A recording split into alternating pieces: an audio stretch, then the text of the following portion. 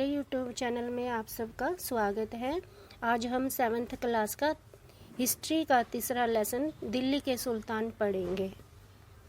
इस लेसन से पहले हमने जो सेकंड लेसन पढ़ा था नए राजा और उनके राज्य, उसमें जो नक्शा दिया गया था उसमें कहीं भी दिल्ली नहीं दिखाया गया है, या उस लेसन में कहीं भी दिल्ली की कोई बात नहीं हुई है। हम ये भी कह सकते हैं कि इससे पहले किसी भी राजा ने दिल्ली को अपनी राजधानी नहीं बनाया, या उस समय तक दिल्ली थी ही नहीं। तो सेकंड लेसन के नक्शे में जो इंद्रप्रस्थ का स्थान दिखाया गया है, वही बाद में दिल्ली के नाम से जाना जाने लगा और 12वीं शताब्दी के मध्य तक यह एक महत्वपूर्ण व्यापारिक केंद्र बन गया। जब तोमर राजपूतों की अजमेर के चौहानों के साथ युद्ध हो रहा था और वो युद्ध में तोमर राजपूत हार गए थे, उस समय दिल्ली एक महत्वपूर्ण व्यापारिक केंद्र के रूप में उभरा। तो ये देखते हैं कि दिल्ली में उस समय समृद्धशाली जैन व्यापारी भी रहते थे और उन्होंने अनेक मंदिर बनवाए जिन्हें हम जैन मंदिर कहते हैं। तो दिल्ली में देहलीवाल कहे जाने वाले सिक्के भी बनाए जाते थे। 13वीं शताब्दी के आरंभ तक अनेक सुल्तानों का आगमन शुरू हो गया और उन्होंने दिल्ली को अपनी राजधानी के रूप में विकसित किया। ये थर्ड लेसन के नक्शे में जो ये दिखाया गया है एरिया, ये लगभग जम्मू कश्मीर के नीचे और गुजरात और राजस्थान के ऊपर का क्षेत्र दिखाया गया है। जो ये 4-5 नाम लिखे गए हैं, हौज, खास, सीरी, जहांपना, दिल्ली ए कुना, और ये जो 5 क्षेत्र हैं, यही उस समय सुल्तानों के अधिकार में थे। यहाँ से उन्होंने अपना अधिकार क्षेत्र चारों तरफ बढ़ाना शुरू कर दिया और वो अपने अधिकार क्षेत्र को बढ़ाते बढ़ाते पूर्व में बंगाल तक चले गए और दक्षिण भारत में तंजावुर तक चले गए। हम ये जानते हैं कि ये सबसे ज़्यादा विस्तार गियासुद्दीन बलबन, अलाउद्दीन खलजी और मोहम्मद तुगलक ने किया। तो अब ये समझ लेना चाहिए, जब एक व्यक्ति का इतने बड़े क्षेत्र पर अधिकार हो जाता है तो इतने बड़े अधिकार को संभालना बहुत मुश्किल हो जाता है। दिल्ली में बैठकर बंगाल तक नियंत्रण रखना और तंजावुर तक नियंत्रण रखना, ये एक महत्वपूर्ण चुनौती है और केवल चुनौती ही नहीं बल्कि असंभव भी है। तो इसके बाद जो ये बंगाल के शासक थे और दक्षिण भारत के शासक थे, उन्होंने कुछ समय बाद ही अपने आप को स्वतंत्र राजा घोषित कर लिया, या दिल्ली के सुल्तानों से अपने आप को स्वतंत्र कर लिया। तो अब हम ये पढ़ेंगे कि हमें दिल्ली के सुल्तानों की जानकारी कहाँ से मिलती है। ये जानकारी हमें अभिलेखों और सिक्कों और जो भवन निर्माण कला है उस समय की, वहाँ से हमें प्राप्त होती है। इसके अलावा कुछ लिखित इतिहास भी पाया जाता है जिसको पढ़कर हम उनके बारे में जानकारी प्राप्त कर सकते हैं। इस इतिहास में त्वारीख और तारीख 2 चीज़ें हैं। तारीख एक वचन के लिए और त्वारीख बहुवचन के लिए लिखी जाती थी, और इन तारीखों या त्वारीखों को शिक्षित व्यक्ति ही लिखते थे। जो पढ़े लिखे लोग होते थे वही इन रचनाओं को लिखते थे, और इन त्वारीखों में जो राजाओं की विशेष बातें होती थी या विशेष घटनाएं होती थी, उनका वर्णन किया जाता था, और राजाओं को दिए गए परामर्शों का जिक्र भी इन त्वारीखों में होता था। तो ये जो 4 चित्र दिखाए गए हैं, ये त्वारीख बनाने के हैं कि किस तरह उस समय त्वारीख या तारीख बनती थी। तो पहले चित्र में एक व्यक्ति कागज बना रहा है और दूसरे चित्र में उस कागज के ऊपर लेखन कार्य हो रहा है।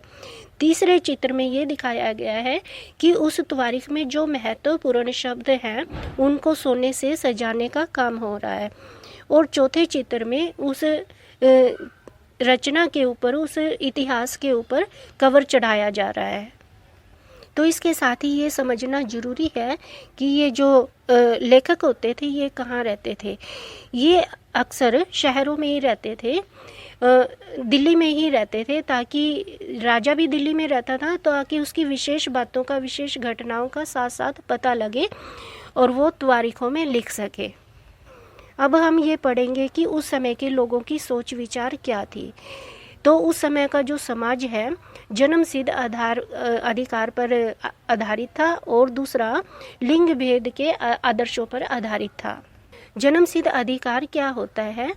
जन्म से मिले हुए अधिकार। कुछ अधिकार ऐसे होते हैं जो जन्म लेते ही व्यक्ति को प्राप्त हो जाते हैं, जैसे हम संपत्ति के अधिकार को जानते हैं कि माता पिता की संपत्ति पर बच्चे का अधिकार होता है, लेकिन उस समय जो राजा का बच्चा होता था उसका जन्म से ही अपने पिता के बाद राजा बनने का अधिकार प्राप्त हो जाता था। इसी तरह लिंग भेद का अधिकार है। इसमें यह बताया गया कि स्त्रियां और पुरुष दोनों शारीरिक रूप से अलग अलग रचना है। स्त्रियां कमजोर मानी जाती थी और पुरुष ताकतवर समझे जाते थे, और ये कहा जाता था कि सभी महत्वपूर्ण कार्यों में केवल पुरुषों का ही अधिकार है और स्त्रियों को पुरुषों के अधीन होना चाहिए। 1236 में जब रजिया सुल्तान, जो सुल्तान इल्तुतमिश की बेटी थी, वो दिल्ली की सुल्तान बनी, रानी बनी, लेकिन उसको किसी ने भी रानी के रूप में स्वीकार नहीं किया क्योंकि वो एक महिला थी। यहाँ तक कि उसके भाइयों ने भी उसे स्वीकार नहीं किया और फलस्वरूप उसे 1240 में सिंहासन छोड़ना पड़ा। ये मानचित्र 2 दिया गया है। इसमें जो दिल्ली के आसपास का एरिया है वो सुल्तानों ने और ज़्यादा बड़ा कर लिया था और ज़्यादा फैला दिया था। जैसा कि हमने पहले बात की है कि वो बाद में अपने आसपास के क्षेत्रों को भी जीतने लगे और अपना राज्य विस्तार बढ़ाने लगे। तो उस समय के जो सैनिक होते थे वो छावनी में रहते थे। एक छावनी बना दी गई थी जिसे हम गैरिसन शहर के नाम से जानते हैं। तो इस छावनी में केवल सैनिक रहते थे। सुल्तानों ने सैनिकों की संख्या में बहुत विस्तार किया। सैनिकों को अपने दैनिक जीवन की जो ज़रूरतें होती थी वो व्यापारियों से पूरी करते थे। वो सुल्तानों ने सैनिकों को सामान देने के लिए व्यापारियों को नियुक्त किया था, जो स्थान स्थान पर जाकर या छावनी के पास जाकर के सैनिकों को ज़रूरत की चीज़ें प्रदान किया करते थे। तो इन सैनिकों को सुल्तान नगद वेतन दिया करते थे और उनको वेतन देने के लिए कृषि का विस्तार किया गया।